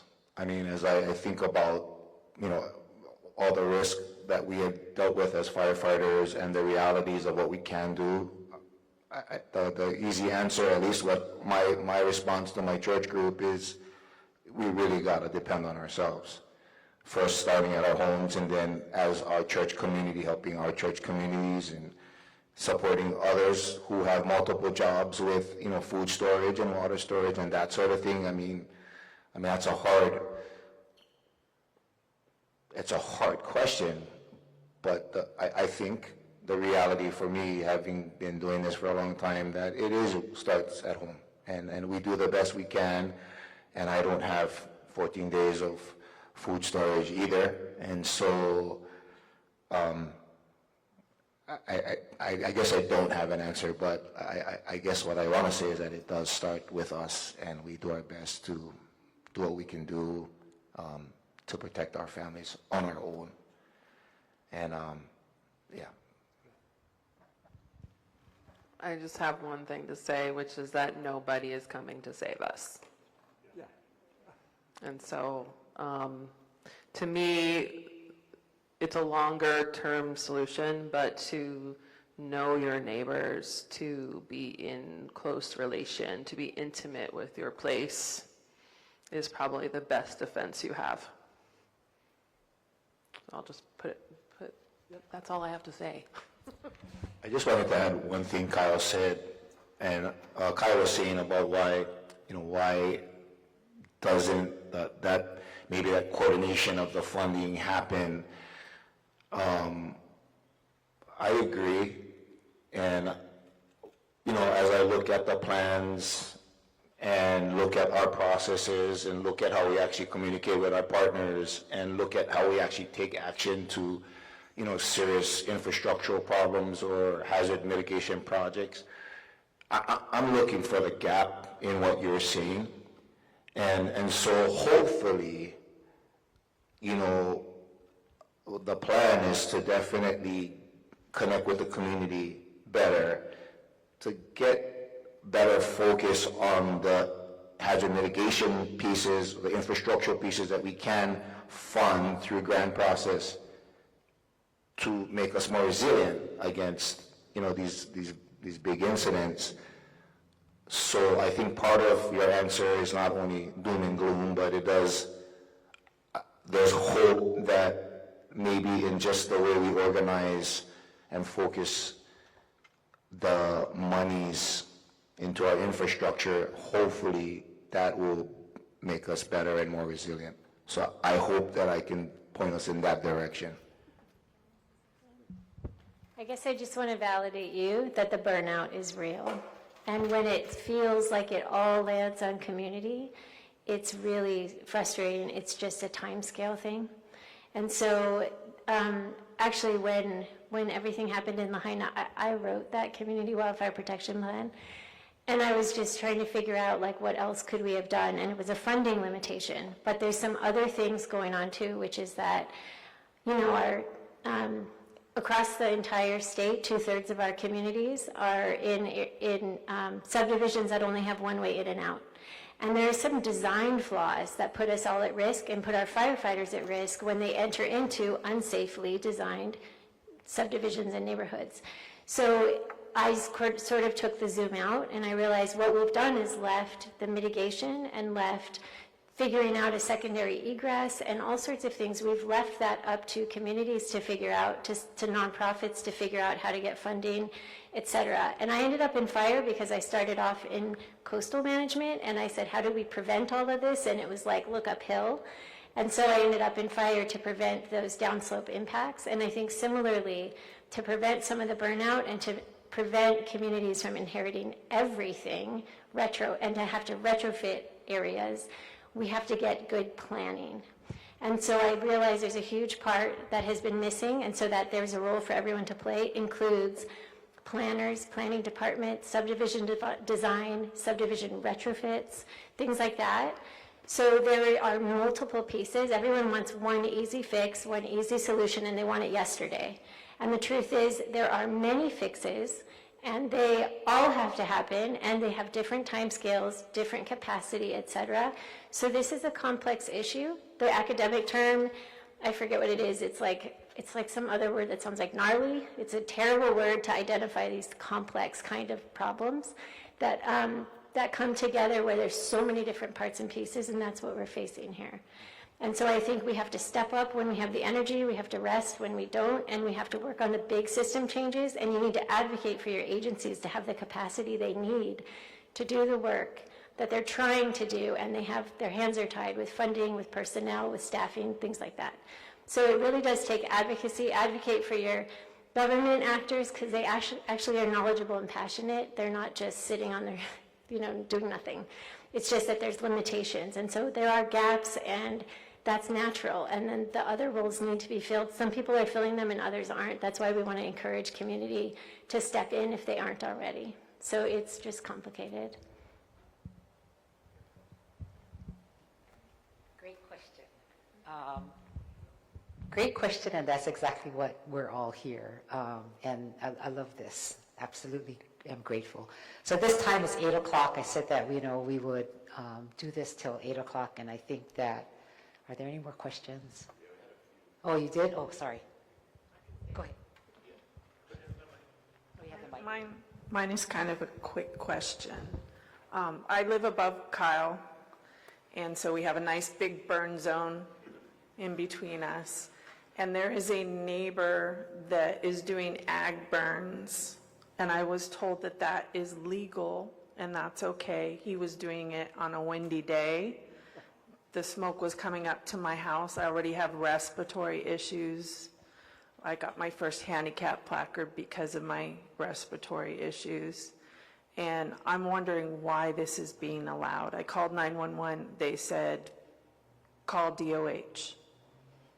Then call fire department. And it's just a big runaround. And I can't understand why in the fire zone this is being allowed. So you're right, Department of Health manages agriculture burning permits. And oddly enough, they call no burn days, 0 wind days, because the smoke will stay in neighborhoods. So they prefer agriculture burns to happen when there's wind so that it blows the smoke away from the neighborhood. It came up to me. Yeah, so there was, I don't know which day it was, but I would definitely bring that to the Department of Health and explain, because if agriculture burn becomes a nuisance fire, they can probably do something about it. It's called PTSD also. Oh, absolutely. Because there was a flare-up at Kyle's house, and I didn't pay attention. I kept saying, oh, don't worry about it. It's probably a bonfire. Nope. It was a flare-up. And then to have to deal with the smoke after that, it's just like one thing after another, and we need a break. Yeah, no doubt. We We met at Kula School, Kula Elementary, a while back about all those underground fires, and we were fortunate enough to see some rain, which suppressed a lot of it. But as somebody mentioned earlier, we had fires all the way through December in Kula that were just sitting underground, waiting for some oxygen, and then they, showed themselves. So, yeah, it's been stressful for everybody. So, hang in there.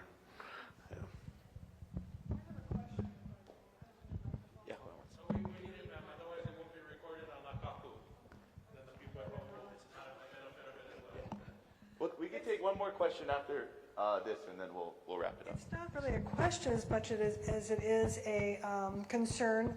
There's about 500 plus acres right around my property in Kula, and there are absentee owners, and we have the resources on our property to not clear, but help the overgrowth, and we don't do it. We reached out to the neighbors, and we're not getting much response, positive response, but it is completely a fire hazard for us. We have maintained our property, and I really appreciate your neighborhood idea, but what do you suggest with something like that?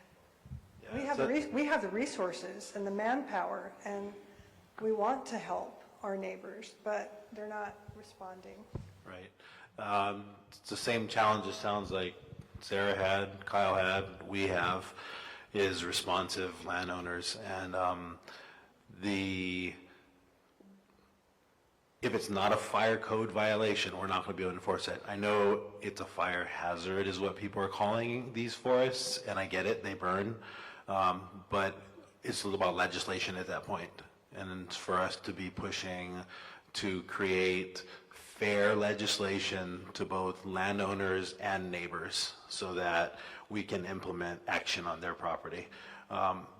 If the fire code is violated, we'll give them that 60 days that I talked about. After that, we can take action. But remember, the fire code's 30 feet from the nearest structure. And so a lot of people are protected from that, but we have to change legislation, which we may see some of that this year. We normally track about 6 to 10 fire-related bills every year, and this year there's over 40 of them. So there's a lot going on. So we'll see what comes out of state ledge.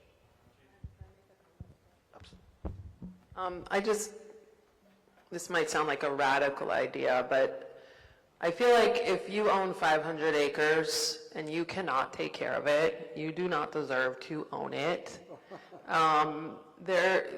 When we talk about legislation, land ownership comes with a responsibility of kuleana, right? It's a privilege to own land in an occupied island environment. And if you don't live here and you're not able to know what's going on your land, and all you're getting is like fines, but you just pay them and whatever, like that's not enough. I want to call for responsible land ownership. It's a lot to manage land. 500 acres, oh my goodness, that's a whole lot to manage. So if you have the resources to buy and own and pay taxes on 500 acres, you should also put your resources towards making sure you're not going to burn the whole neighborhood down. Mic drop? Okay, this will be our last question. I apologize on the timing issue. If anybody has any more questions, please come see us. We can take down your information. We can take down your question. We can pass it on to the relevant agency and get back to you with some answers. So this will be our last question. Okay, good evening. Please excuse me if I'm having the last word. I'm going to try to be concise, but it's not my forte. My name's Lauren Lepeau. I'm the director of the Maui Hero Project for the last 25 years here on Maui. And we're also a recent Hawaii Community Foundation awardee, about half that much. And we have historically worked with youth here on the island, running adventure therapy programs. And my question's around mental health. And I'm not going to try to drop that huge question because it's a very long answer, and I'm not sure any of us have that level of specialty that we could approach it in the next 3 minutes. But what I did hear was anxiety and worry What I did hear was anger and frustration. What I did hear was burnout, across the community. What I did hear was how feelings of fear and trauma can be transformed into motivation and action. And community mental health, as a clinical social worker and a therapist here in the community for the last 25 years, and having worked out at Lahaina at the Civic Center and at the shelters and the hotels, how to activate our youth to think generations forward about how to build these relationships, empower communities, have the skills to look after their families in times of disaster. We integrate a lot of the community emergency response team training into our youth program for the last 10 years. So I'll be wanting to connect with all you guys, from community service projects to empowering neighborhoods with our kids doing education and mobile incident command centers as part of our little grant. But I really want to just plant the seed of mental health and what emergency management is thinking about mental health, and not just about one-on-one counseling, because people aren't showing up to that, is the reality.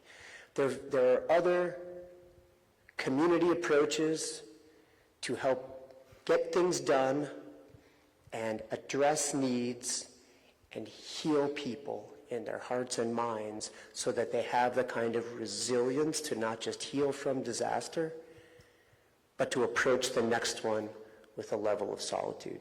So I just wanted to plant that seed and make my introduction. Thank you all very much for your time this evening. Thank you, Yukilei, for organizing this. It was extremely useful. Thank you very much. Thank you.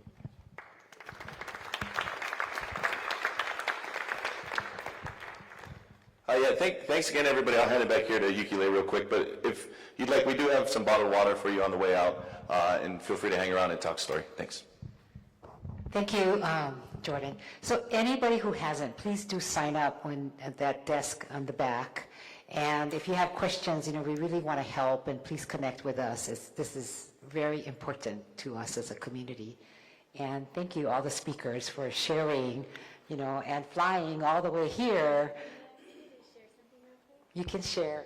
Okay, just real quick, 2 things. If you're interested in learning more about Firewise or trying to get started, we have a sign-up list in the back. You can get on our newsletter. You can talk to us about Firewise. And we have 2 trained community ambassadors in the room that I want to acknowledge, who actually already took the step of getting trained in doing walk-around educational home assessments. And they're both here tonight, and they're both in the room. And another Hawaii Wildfire staff person is in the back too, Devin, and she lives here nearby. And so there's resources in your community that I wanted to make sure I pointed out before they leave.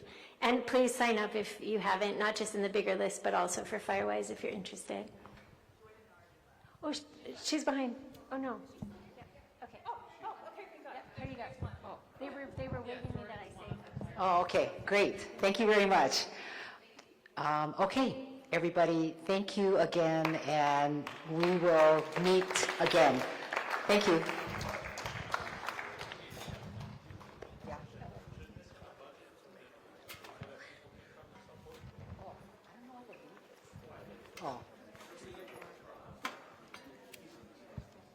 So Zeke is reminding me I should remind you, and I will tell you when it is, but the budget committee of the council will be coming through, and we'll be finding out what the community wants. And so I'll announce that when the appropriate time. It will be here, and it will be sometime in the month of April. Thank you.